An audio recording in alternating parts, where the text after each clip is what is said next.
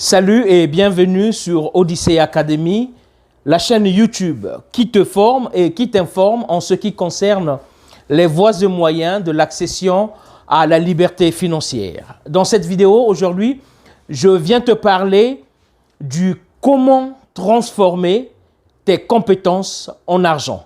Comme vous voyez, je suis dans un salon de coiffure, un salon qui appartient à des jeunes Africains qui ont fait de leur passion leur profession et ils en tirent quelque chose. Bien avant le développement de cette vidéo, je te demande trois choses, comme d'habitude. La première des choses, c'est de t'abonner à la chaîne, si ce n'est pas encore fait. La deuxième des choses, c'est de cliquer sur la sonnette d'alarme pour que tu sois notifié à chaque fois que nous publierons une vidéo. Et la troisième des choses, c'est de laisser un commentaire, un avis ou une question s'il y en a. Nous nous ferons le plaisir de vous reprendre. Tout à l'heure, comment transformer tes compétences en argent?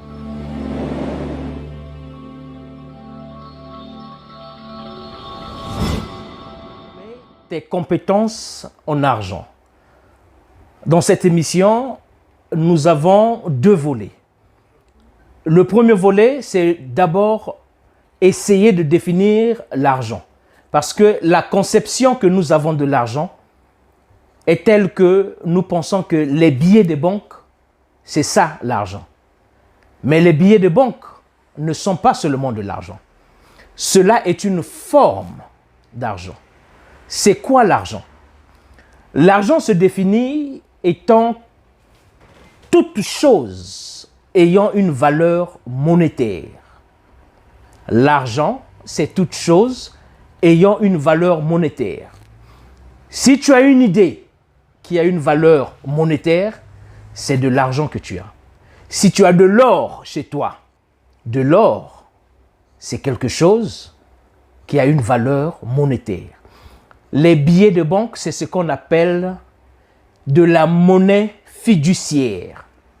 C'est une forme de monnaie qui, généralement, qu'on appelle de l'argent.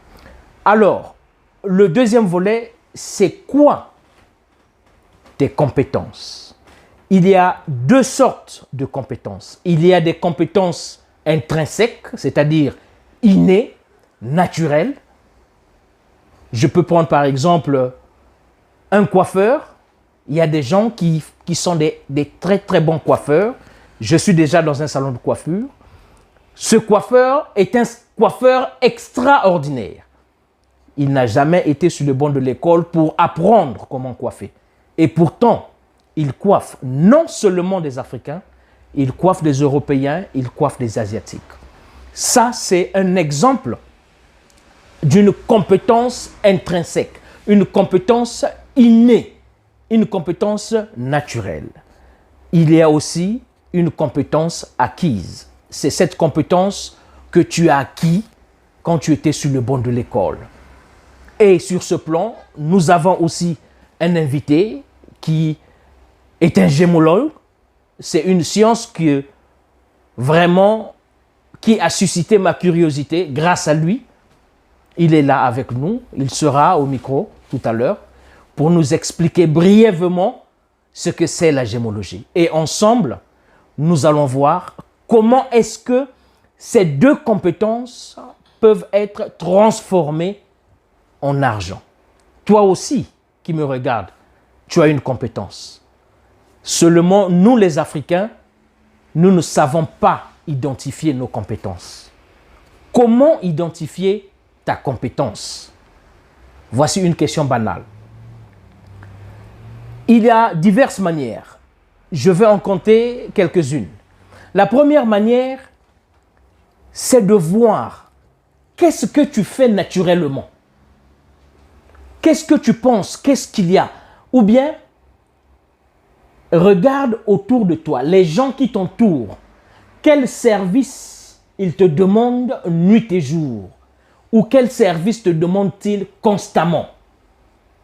Si on te demande d'intervenir dans un conflit, beaucoup de fois, c'est que tu as une capacité orale, une capacité de communication.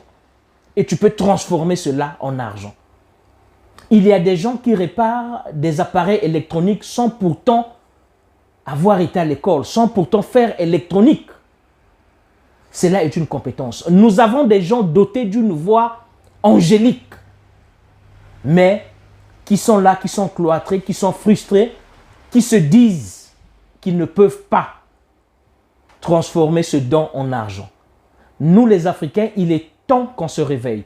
Il est temps qu'on arrête de pointer le doigt aux Occidentaux comme quoi ils sont à la source de nos malheurs. Certes, ils ont une partie de responsabilité de nos malheurs, mais nous-mêmes, si nous ne changeons pas, si nous ne saisissons pas nos opportunités, si nous ne transformons pas ce que nous avons de naturel en produit fini, l'Afrique restera telle qu'elle est. Alors, mon frère, moi, Mike, je suis convaincu pertinemment que chaque être humain, jouissant de ses 5 sens, jouissant de ses facultés de penser, de parler, de mouvoir, de voir et d'entendre, est né avec un don. Le problème que nous avons, c'est que nous ne savons pas comment identifier ce don. Tout à l'heure, je vais tourner mon micro et ma caméra envers Guy Michou, appelé communément, sinon il s'appelle Guy Michel Luawa, et Lutumba Salomon, oui, Salomon Lutumba, fils intime et légitime du prophète Simaro Lutumba, qui est là. Lui, c'est un gémologue.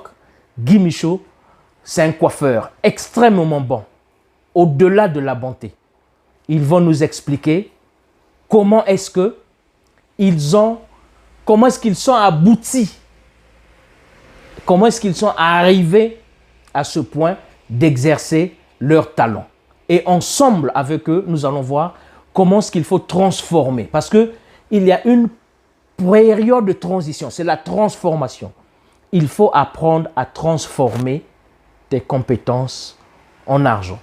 Vous êtes bien sur Odyssey Academy, le centre de réflexion entrepreneuriale et de formation patronale. Je suis Mike Boukedi. On se revoit tout à l'heure après. Alors, comme je le disais tantôt, nous sommes ici dans JM Coiffure à Coventry, en Angleterre. Je suis avec Guy Michaud pour les intimes, Guy Michel Luawa, très grand coiffeur, extrêmement bon. La tête que vous voyez, c'est lui qui tient. Et à ma droite, vous avez le fils intime du prophète Simaro Lutumba. Vous avez Salomon Lutumba. Alors, Guy Michaud, bonjour. Bonjour. Guy Michaud, est-ce que Kokiko Yebisabiso, excusez, Guy Michaud va parler dans une langue où il se sent à l'aise pour bien s'exprimer. Il n'y a pas de problème, il n'y a pas de barrière de langue. Tout sera interprété, traduit et vous aurez la sauce de la vidéo. Guy Michaud, toza awa nakati salon na yo yebisabiso ndenge nini, est-ce que kokata suki, est-ce que yo oyekolaki yango ou bien ndenge nini? Ah bon, eloko nete ya okata suki nazala na même pas na idée. Donc ezelo mo ezala même pas na mutu na ngai. Mais zala eloko moko depuis nazala ki mamuke na bana osepela trop okata suki. Donc nano coiffé ba frère, ba oncle nanga comme baninga. Mais ezala eloko moko te zala ki te un jour et cause la profession na ngai. Parce que selon ba parents famille autokolelaki makamso ezalaki. Alors selon ma parcours il y a la vie, selon ma circonstance où ezalaki il y a la vie, un jour je me suis décidé nafandaki na lubi nasala eloko nini po nazala indépendant. Alors idée moko yelaki nga na lubi, oh mais nazala rappel à moi skills mon boy. Alors quand j'ai commencé na meki yango, alors batu basepeli. Donc na komaki à l'aise jour nazo et décision. Donc oye omeki ka boye omoni pe simbi pe. Donc, le nameki, vraiment, banyosu basepeli, bamoniki nazalaki na ba potentiel nango ebele, na ba secteur nyosu tout où il y a coiffure. Alors, batu basepelaki, donc nazalaki à l'aise, na koma pena à l'aise nango, donc yango na osa ela mbongo, yango pe na osa la vie, na vivre na otilelo. Alors, pour résumer ce qu'il a dit qu'il est né dans une famille où un coiffeur n'avait pas sa place. Il est né dans une famille où il y a des médecins, il y a des businessmen, il y a des directeurs et tout. Étant petit, il savait déjà coiffer, sans pourtant apprendre, sans pourtant aller à l'école. Il coiffait ses oncles, il coiffait ses frères, il coiffait ses amis.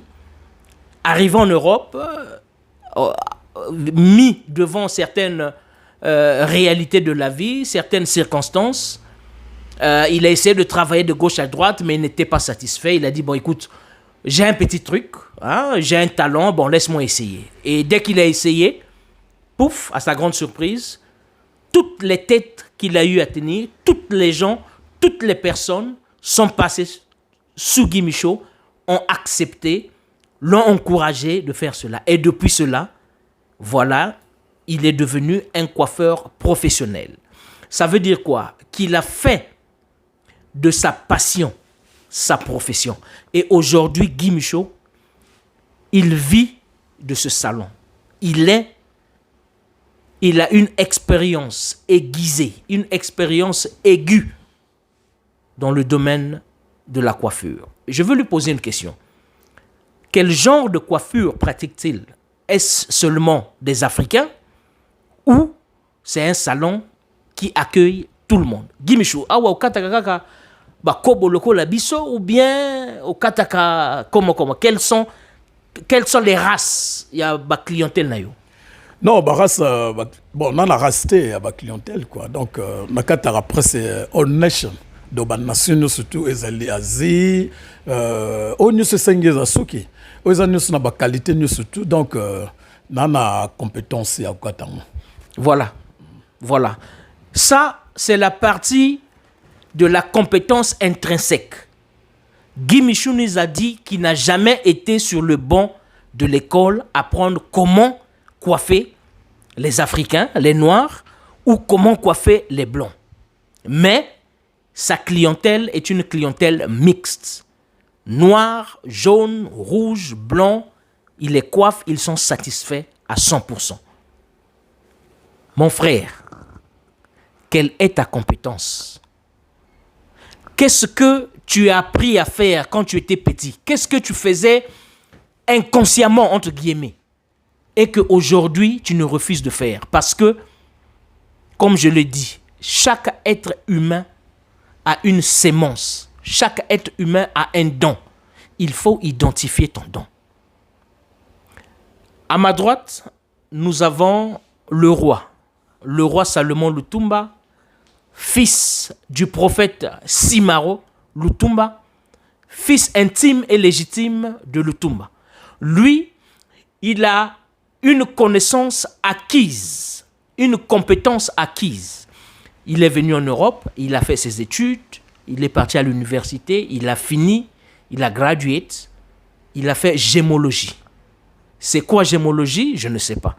Qu'est-ce que la gémologie? Quelle est cette science? Que étudie la gémologie, pardon? Il va nous le dire tout de suite. Sikoyo Lutumba, Toyoki Guy Michaud, a lobby que yé ezalaki mo eloko moko ezalaki na ye depuis quand il était petit, azalaki katasu ki ya ba oncle na ye, ba master na ye, mais jamais atiana mutu que akozala nango profession. Est-ce que yopé domaine na yo yebisang nanu biso domaine na yo ezanini? Ngai, contrairement à mon frère Guy Michaud, ngai eza eloko nga na sa na vie. Tant on a c'est que là si na diplôme na en maths physique, na ngai na sala na ngai formation na comme neto zobenga na king espère en diamant. Mais ils allaient quand nesiga mo pona kuma yango po ba classe na ngo ezate na kati ya mboka. Il fallait na kende kokota na centre national d'expertise. Place oyo bango bazana ba expert. Soki bazui ngai sima ba ko former ngai ba kotinda ngai ni. Mais possibilité na ezalaki te. Donc, Wana, quand tu étais encore jeune, Ouais. depuis que tu étais jeune, tu t'es fixé un objectif, vous avez une vision, tu t'es dit que il faut que je travaille dans le diamant. Juste pour résumer ce qu'il a dit que, contrairement à Guy Michaud, lui, il a voulu vraiment aller à l'école, étudier le diamant, dans sa nature, étudier le diamant et devenir un expert en diamant. Et après l'obtention de certains diplômes au Congo, et après il cherchait maintenant à voyager en Europe pour approfondir ses études sur le diamant. Alors, yotango oye maintenant na mikili, okuti mikili na ba réalité nango, après au salinini. Tango na komi na poto nayaki tout d'abord nayaki kovanda nabimi na nga mboka nayaki kovanda na famille na ngai nde nayaki kokutana mo mosusu na prospectus moko ya université namoni batiaki bacours aloko baformation nayaki kosinteresse nango mais ezalaki cours mo ezalaki mwa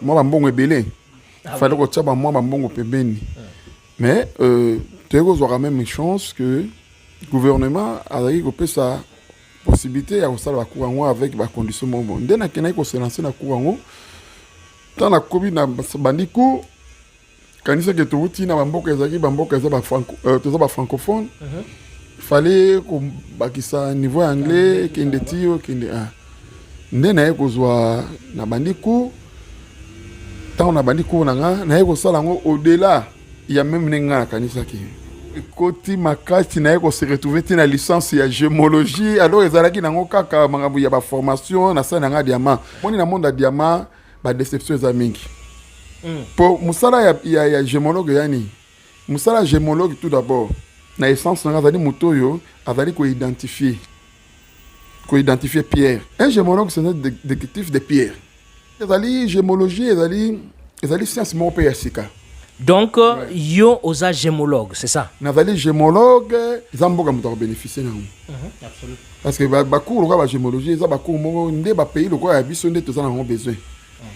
OK, merci Lutumba, je vais essayer de résumer ce qu'il a dit.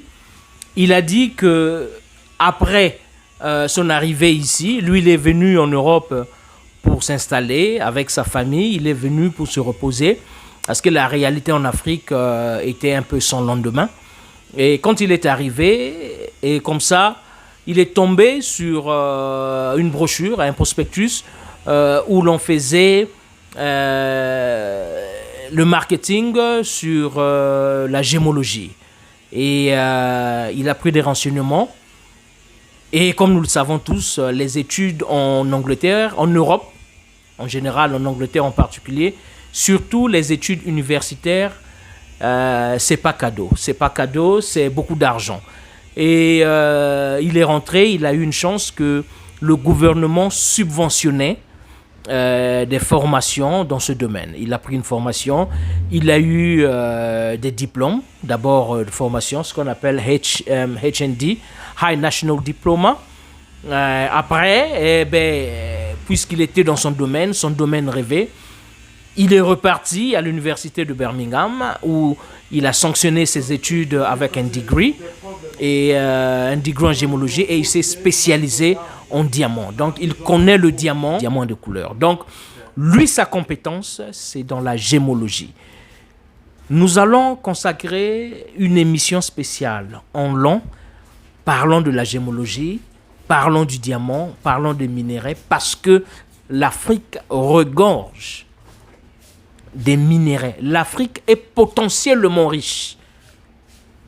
Mais l'Africain est pauvre. Pourquoi? Parce que la connaissance qu'il a, il faut la transformer en argent. D'où le thème de cette émission. Après avoir interviewé brièvement mes deux collègues, mes deux frères, mes deux compatriotes, Guy Michel Louawa et Salomon Lutumba, maintenant nous allons passer à la troisième phase. Comment transformer ces deux connaissances en argent?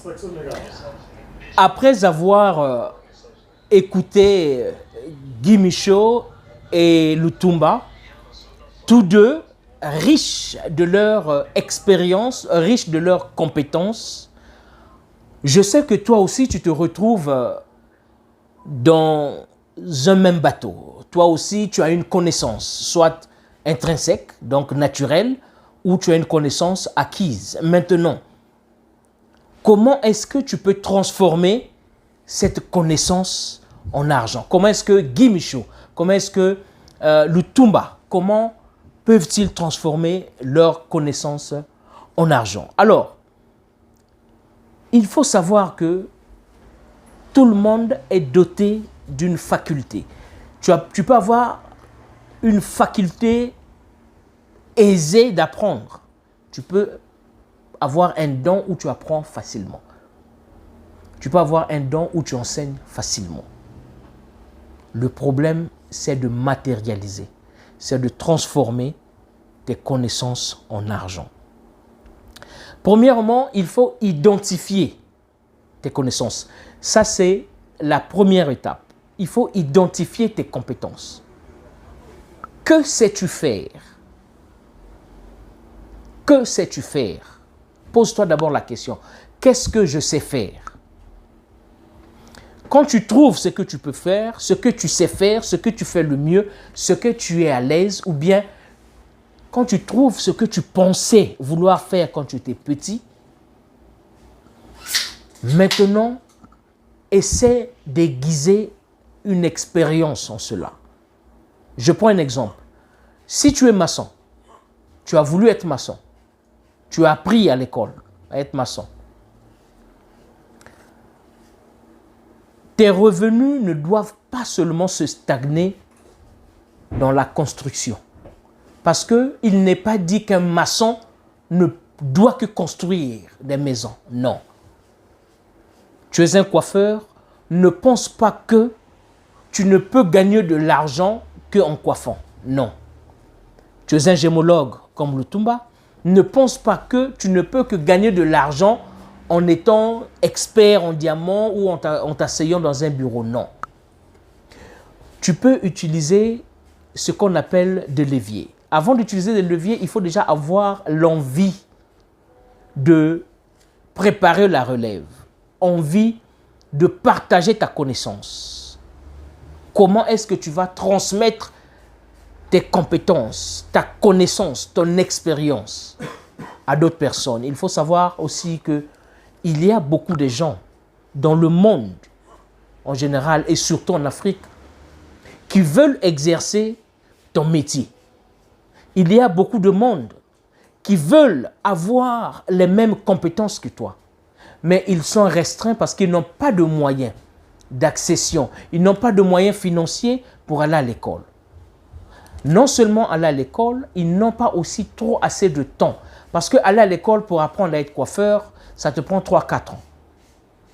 Aller à l'école pour être maçon, 3-4 ans. Et ça te demande de l'argent. Parfois, tu n'as pas le temps. Maintenant, toi qui as cette connaissance, comment tu vas faire? Il faut créer un centre de formation. Tu crées un centre de formation où tu vas dispenser tes cours. Ça, c'est une étape. Ça, c'est une étape qui est limitée. Quand tu crées un centre de formation et que tu dispenses tes cours, tu résumes ces cours en 1 mois de cours, théorique et pratique. Théorique, tu peux trouver une salle, une maison où tu vas donner la théorie. Pratique, si tu as déjà un salon de coiffure, si tu as déjà un atelier, ou si tu es maçon, tu les emmènes au chantier. Maintenant, un problème se pose. Si tu as 5, 6, 7, 8, 9, 10 étudiants, ce n'est pas possible que tu les amènes dans un salon. Parce que déjà, le salon est bourré de clients et avoir 10 élèves autour de toi, ce n'est pas facile. Là, tu vas au deuxième volet. Tu prends maintenant ce qu'on appelle des leviers efficients. Un levier efficient, c'est quoi? C'est un support. Donc, tu prends ta connaissance, tu prends ton expérience, ta compétence, tu peux le mettre sur un support. Un livre est un support. Tu peux écrire un livre sur la maçonnerie, par exemple. Tu peux écrire un livre sur la coiffure. Tu peux écrire un livre sur la gémologie. Quelles sont les étapes pour arriver au diamant? Comment reconnaître un vrai ou un faux diamant? Qu'est-ce qu'il y a? Est-ce que le diamant n'est fait que pour la parure?